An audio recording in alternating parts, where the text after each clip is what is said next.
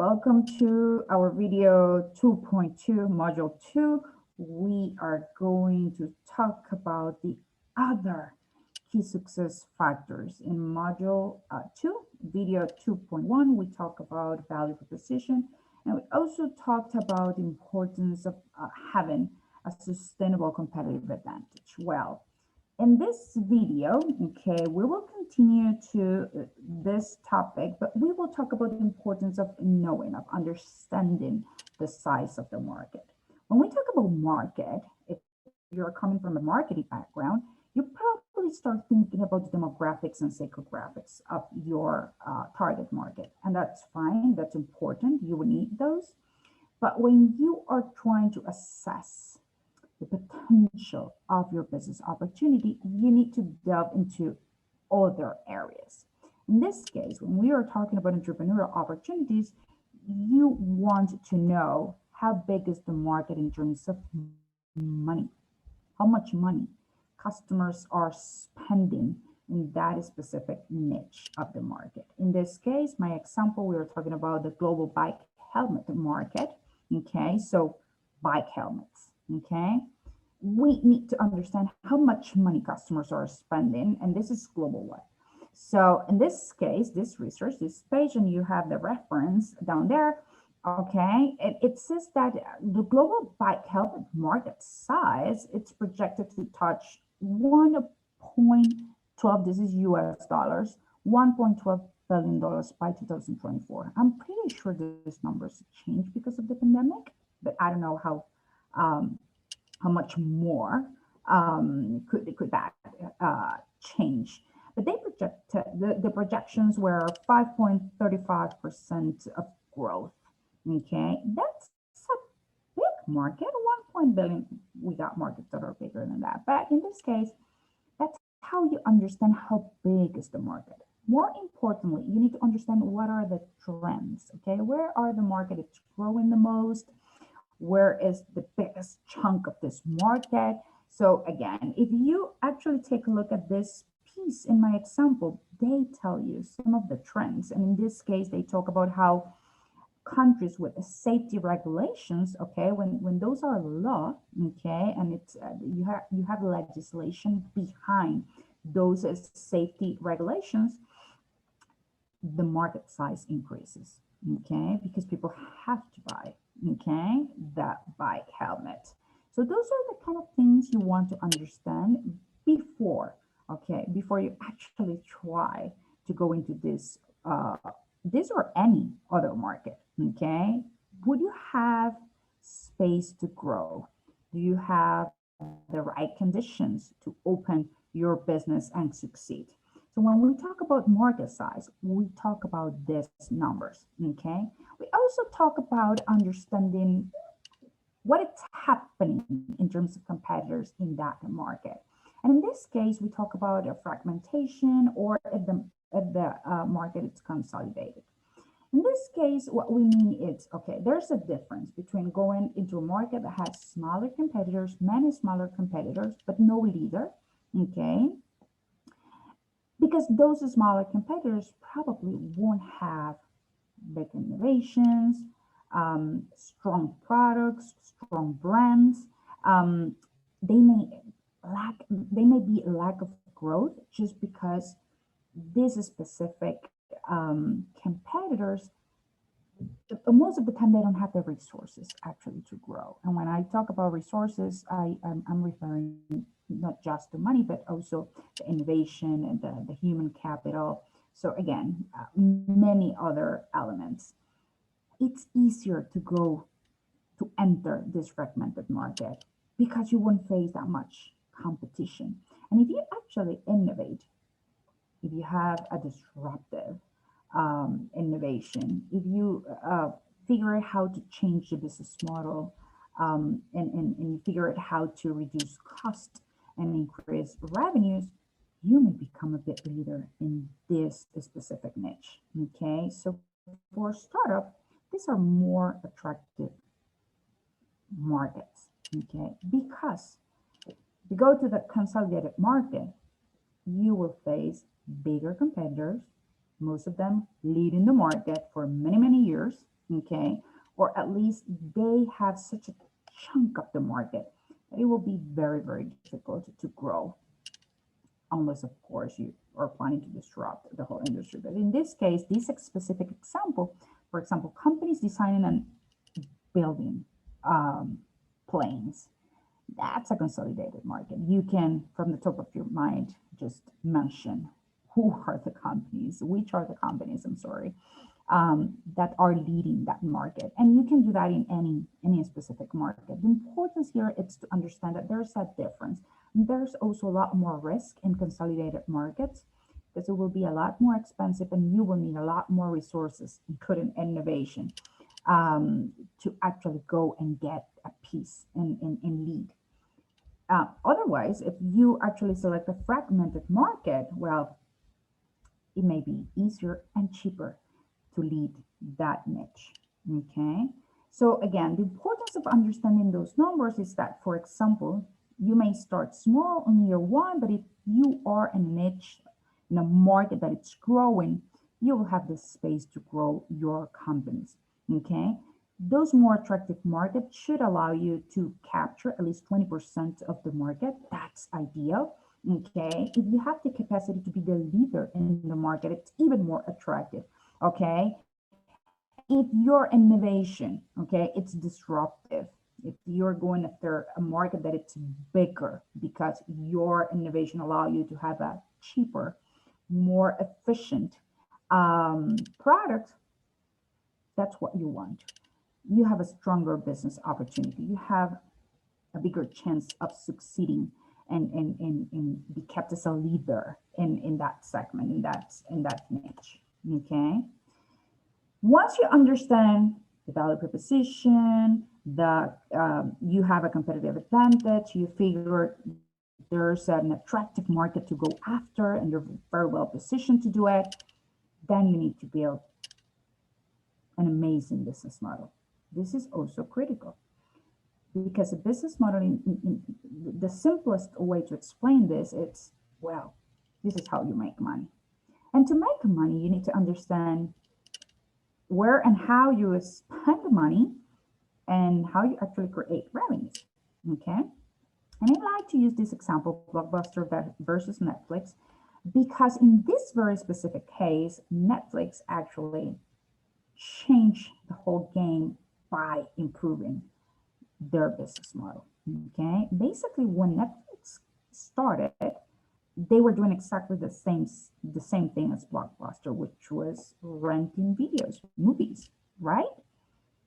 Netflix started to send those movies on DVDs over the mail, okay? And Blockbuster had big stores, okay?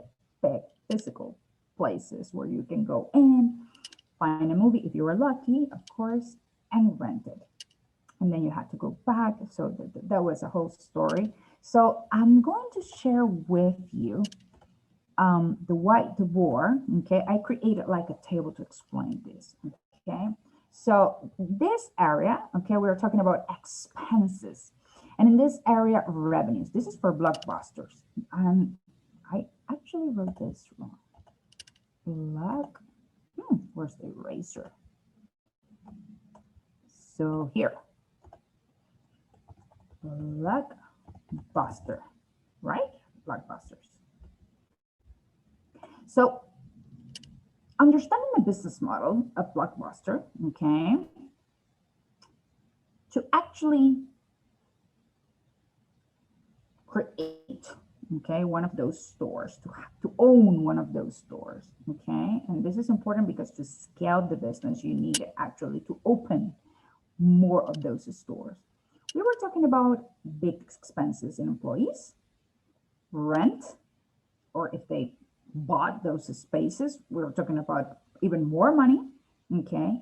Royalties, okay? When we talk about royalties, we talk about how much you pay for the copyrights of those videos and the right actually to rent them. Because Blockbuster was very famous for bringing like new, very new movies that just came out of the theater, of the movie theater. They were paying a lot in royalties, okay? So those three expenses alone, and I put insurance, but when you have employees and when you have like a physical space, a store, we can include a lot other, okay, expenses. But I think the biggest chunk of their expenses came from the employees, the physical space, the rent, and then the royalties of the movies, okay? In terms of revenues, okay, they depended on you going into the store, okay, in the store and paying for one or two movies. But as a customer, you could decide not to walk in the store for a month or two, okay? So revenues were clearly depending on you as a customer to decide to jump in your car, to drive there, to actually rent one, two, or three movies, okay? And then I'm pretty sure they got a pretty nice revenue stream from late fees, okay? Because I still remember how many movies we left in the car and we thought we actually took them back to Blockbuster, but we never did. And when you went back, you actually need to pay like $20 or $30 in late fees, okay? So I'm pretty sure that that was a nice revenue stream. But what happened? Netflix came in with a different business model. Netflix was shipping movies over the mail, okay? So no big store, no big rent expenses, okay? They were building software, okay? I'm sure they had less employees just because it was not hundreds of physical stores, okay? And they were paying less royalties because when Netflix started, they were not renting movies that came really out of the movie theaters of the cinema. They were renting older movies, and they let you keep those movies for a longer time, and you never paid late fees. They did that because instead of waiting for you to go into the store, they started subscriptions. The difference and why the row it's it's pointing up, it's because they increases revenues because this was more scalable and because these were recurrent revenues. Okay, you were paying $9.99 no matter how many movies you actually watch. Okay, so once they had one customer, instead of having 3 point, I don't know, I don't remember how much, but I think it was $3.99 per movie in Blockbuster, the rental price. But here you were paying $9.99 for monthly subscription. But once you have one customer, it meant that in a year you will have, this is more or less guaranteed, $120 per customer, no matter if you decided to rent or not. That was a more efficient business model. What Netflix did was creating a business model in which they were able to reduce tremendously, okay, the expenses, and also they found a way to increase their revenues. While the business model of Blockbuster had lots of expenses, it was really difficult to scale, or it required a lot of money to scale, to build more or to rent more spaces for those stores, and the revenue stream was not as recurring. Okay, hopefully this help you understand how critical, how important is for you to build the right business model, because you can change the game by just finding new ways of getting more money or reducing the expenses. Okay, so your business model, again, it's what defines your income sources and your expenses. Bear in mind that if you don't have much money, which is the case of most of the entrepreneurs, chances are that you'll find a way to make it happen without that much money. So it's actually really positive and really good, okay, not to have all the capital in the world, because if you don't have the money, you will be more creative, okay? So the big question you need to ask yourself when you're building your business opportunities, how are you planning to make money? And if you can generate several revenue streams instead of just one. And then how exactly are you planning to reduce the expense, especially if you compare yourself with other business models in that niche, in that market? Okay, how are you going to do things differently? So again, the Netflix lesson. So again, yes, your business model is important. So I want you just to take a look at some of the trends and some of the different business model you can take a look at. Okay, so we have the freemium business model, in which you actually provide access to a free version of, in this case, most of the time it's a software and application, but you have features that your customers need to pay. This model is used when you actually want to start bringing like a lot of customers to your application, to your platform, okay, which would guarantee that in a way or other, you will get, okay, revenues through advertising or other revenue streams, but at least you have those users being part, okay, of your market. And that in certain, like for certain industries, it's important. That means that you are providing the value. So from those customers, you for sure will get paying customers. Okay, at least that's what most of the companies hope when they use this model. Then you have to decide versus store or internet. Okay, so those are two different models. Internet, it's easier to scale, but then again, you have lots of competitors. You need to spend a lot more in branding and recognition, awareness, etc. Membership and subscription, or membership subscription versus walking customers, is the same thing. Netflix and Blockbuster. Again, you need to make a decision because each may impact your business differently. And then buy one, donate one. That's a model that some social entrepreneurs are using. So they sell something on developed countries and they donate something in developing countries. Again, the trick here is that you need to understand what is the cost of the distribution channels, which is part of your business model and will affect your numbers. Okay. So this is the formula, okay? When you think about business model, you're going to think about less expenses, more income. That's what it's going to equal a successful business, okay? Finally, you need to think about your team, okay? This is not a solo venture thing, okay? You can have certain amount of hats, okay? But not all of them. And certainly none of us have all the expertise in the world. So you will need a diverse set of competencies and skills and certainly different expertise.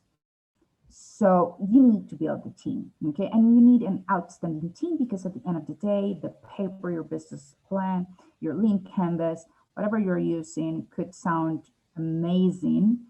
And on paper, you can add whatever you want, but at the end of the day, it's people.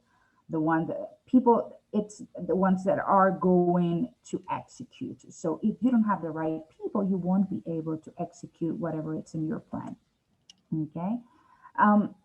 In the investors world, there's something called the all-star team, okay? And that means that in your team, you have the right skills, the right passion, the right experience, and the right network. So the people in your team would give you access to potential customers, to potential partners, to potential suppliers. They are well regarded in that industry. So you have the credibility to go after that market, okay? Very important. This is something I recommend many entrepreneurs. If you don't have the money to build your team right away, then find good mentors, people that could sit down and give you access to certain networks, that could give you advice, okay, and guidance in certain topics or subjects that you may not be expert.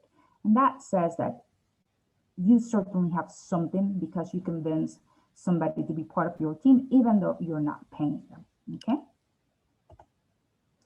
Most attractive opportunities. This is from an investor's perspective, but it gives you some hints of how to build your business opportunities. Okay, even if you're not going after investing investors and financing from venture capitalists or angel investors, you should follow these rules. Okay, because indeed they can tell you if your idea it's good enough, it could be transformed into an opportunity, and certainly you have the chance to build a successful company.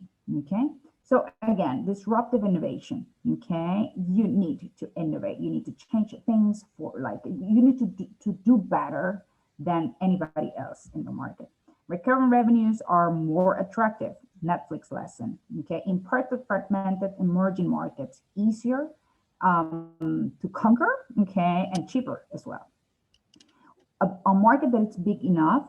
Okay, so you can grow. How much? Well, if you can grow to be to have 20% of the market, 30% of the market, and lead the market, that's even better.